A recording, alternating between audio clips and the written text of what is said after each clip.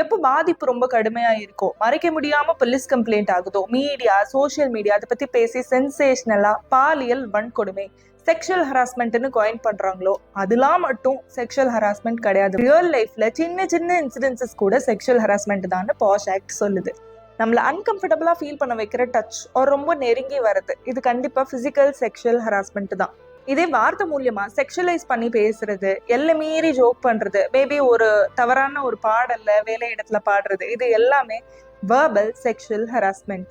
இன்னொரு டைப் பிசிக்கலும் இல்ல வெர்பலும் இல்ல, நான் வெர்பல் செக்ஷுவல் ஹராஸ்மெண்ட். தவறான சிம்பிள், ஹேண்ட் மூமெண்ட்ஸ் காட்டுறது, ரொம்ப இன்அப்ரோப்ரியேட்டான இடத்துல ஸ்டேர் பண்ணி பாக்குறது, ஸ்டாக் பண்றது, இட் கோஸ் ஆன். அடுத்து டிஜிட்டல்ல தெரிஞ்சவங்களோ தெரியாதவங்களோ image, text, audio, video, emoji, ஜிஐஎஃப்னு எந்த ஒரு டிஜிட்டல் ஃபார்ம்ல நம்ம கிட்ட தவறா பிஹேவ் பண்ணாலும் அதுவுமே செக்ஷுவல் ஹராஸ்மெண்ட் தான்.